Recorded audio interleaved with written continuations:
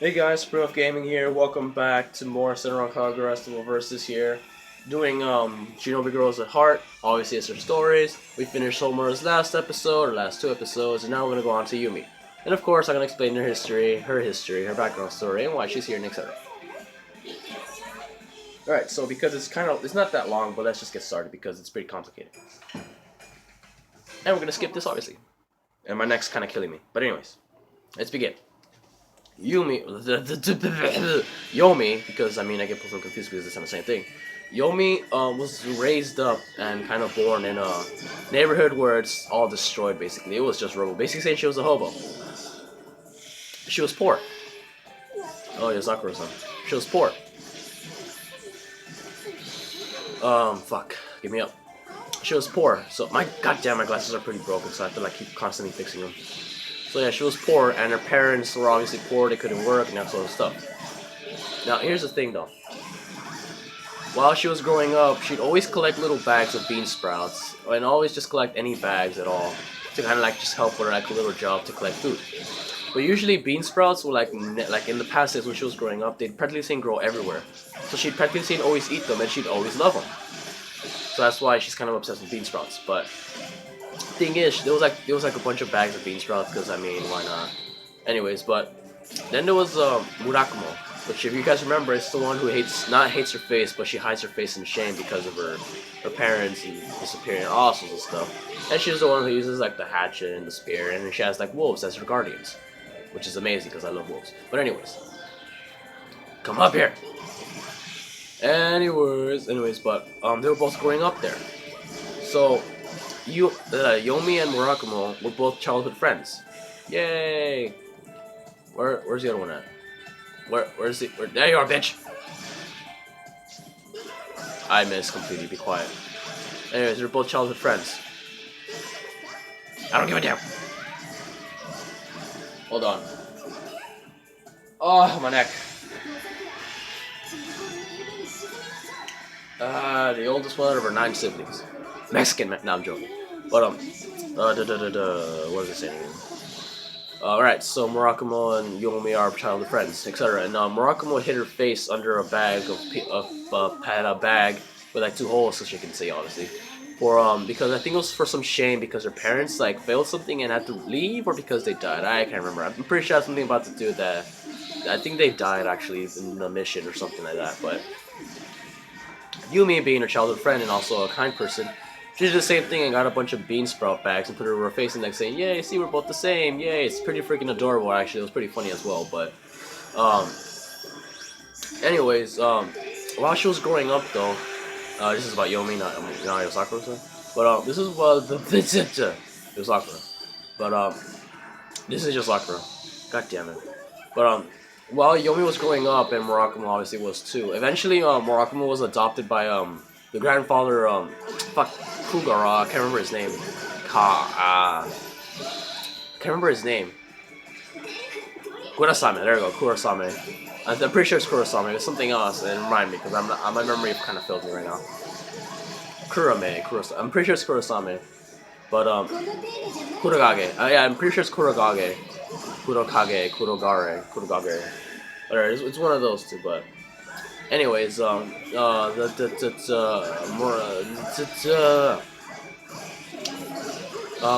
got adopted by him, and obviously because he adopted all the other 4.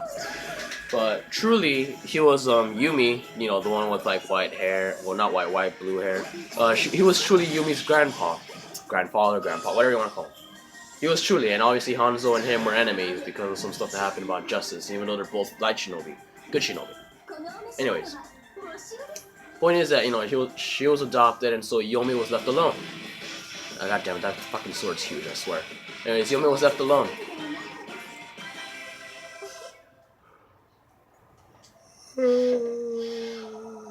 I have to yawn. Anyways.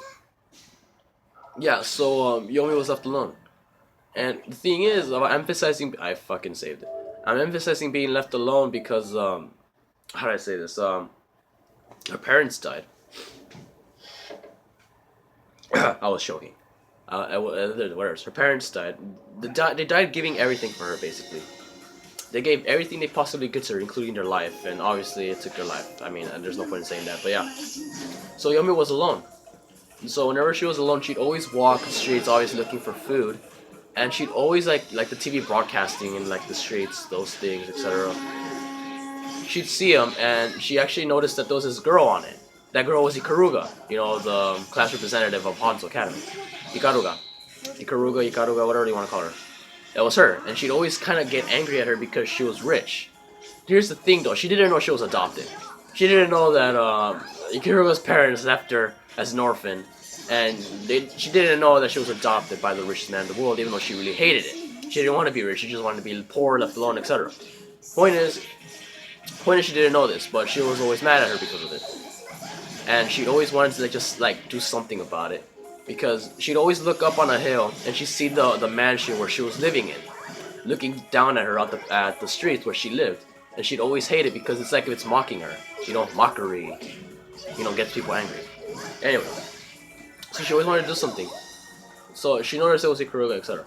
So she'd always want to do something, and so that's when if I remember correctly, that's when not Dogen found her, but that's when Suzune, Rin, what do you want to call her, took her in. And said, if you want to get revenge, or if you want to like get back at all the people, there's a truck outside. If you want to get back at all the people who've done everything to you, etc., come with me. Fucking truck, go away. Come with me, and etc. Now, God, I'm really tired right now. God damn, my yawns are weird. Oh yeah, if you see how the pin in her hair, it used to be a snake infinite sign, but now it's the Crimson Squad symbol because obviously she was heavy jump. But yeah, she'd always hated it, and that's when well, Rin, it doesn't really matter. It does matter, but obviously I'm pretty sure it was Rin though. God damn it, I'm closing that door.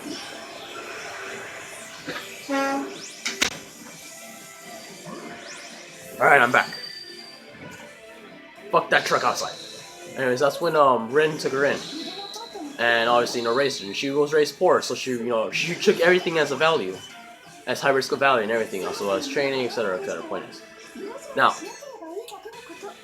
when she found out that her rival from obviously Hanzo was Ikaruga, she was like, no way, I'm gonna beat her. And everything like that. So when she first encountered her, she'd like always say, oh, hello there, spoiled brat, like princess. She'd always call her princess, basically, like, oh, hey, princess. And she'd be like, why you call me princess? Like, oh, it's because you were raised in royalty, weren't you? And she's just like, yeah, I don't want to talk about that. It's like, yeah, of course you do. You don't want to rub it in because I'm poor and all this stuff. Of course, she didn't know that she was adopted, and she didn't want to tell her that because I mean, it's not something you know, unless you're not scarred by it. It's not something you just tell someone you're adopted. Unless, of course, you don't give a damn. Anyways, get off me. Anyways, so die. I will kill you with this mallet. Alright, so anyways, your big sisters aren't here. Alright, so anyways, yeah, she encountered her, she wanted to fight her, etc. They fought, etc., etc. And obviously, again, the curse stinks, so she can't lose, or else she's gonna die. And obviously, Ikaruga wouldn't fight her as much because she'd obviously be dead, and she didn't want to kill her. Anyways, Ikaruga felt sympathy for her, but Yomi didn't because she just wanted to get revenge because she was a spoiled brat. She really wasn't, but she didn't know that. That is until the last battle, before Yomi was corrupted by the Crimson virus. I'm gonna call it that. It's not obviously called that, but this is before Yomi. Is the truck gone? Ah, the truck's still out there. Oh, what's it saying again? Is it outside? No. Then I have no idea. Alright, but... Did you shower? Yeah. Alright, Mia, close the door because the truck's outside. Where are you going, Janine? No, not that one. The other one. Oh, okay, never mind. Alright.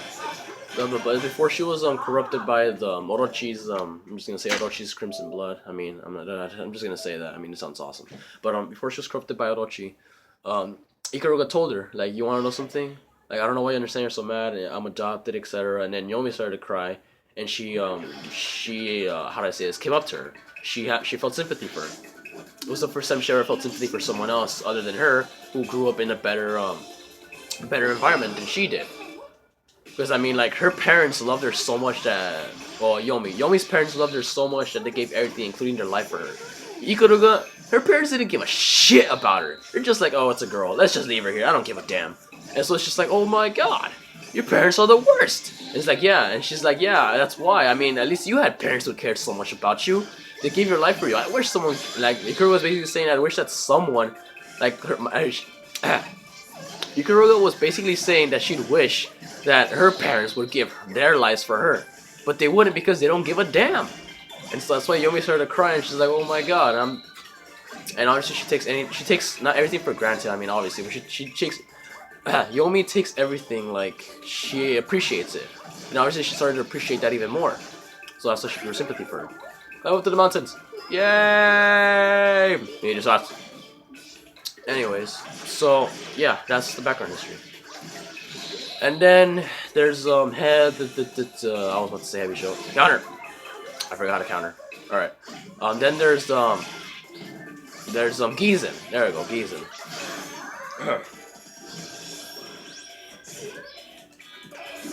Once Gizen found out that there were renegades, and they're just like, that's kind of disgraceful. Should we get rid of them? And they're just like, no. But then eventually they're just like, yeah, let's just go do it, and they did, obviously. But Murakumo, which is, you know, Yomi's childhood friend, which is she's on Gizen, she found her. She's just like, no way. And if I remember correctly, how they met is pretty freaking funny. How they met was that after the incident in Burst, and also just starting Shadows, which is when that was long. When it died. When Orochi destroyed the school, etc. After that incident, I think it was like 6 months after that. But I'm sorry, I have to keep constantly fixing my glasses because one stick's broken off and I have to use a piece of string to fix it. But what's I saying again? Shyster. Shit.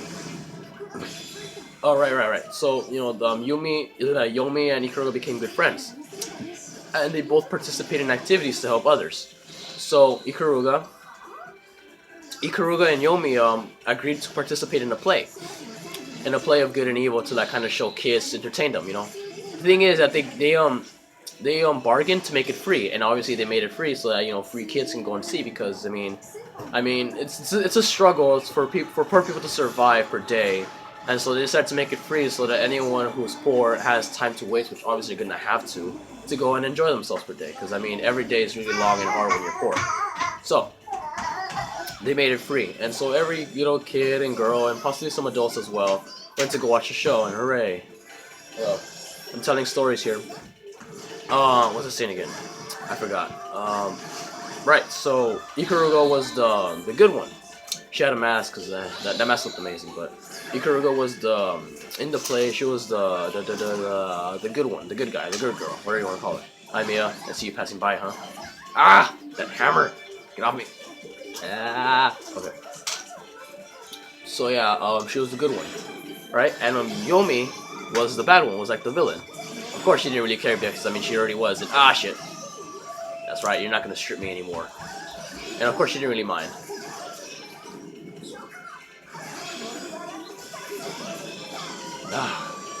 Get over here. Anyways, so yeah, she didn't really care. Aside from that, I'm ending the video here. Here's what they meet.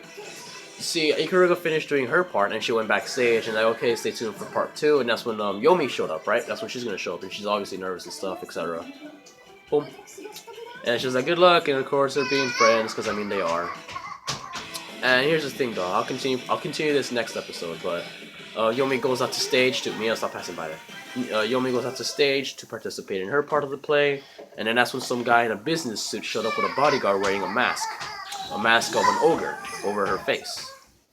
Anyways, hope you guys enjoy. We'll continue this later on. By that I mean next episode.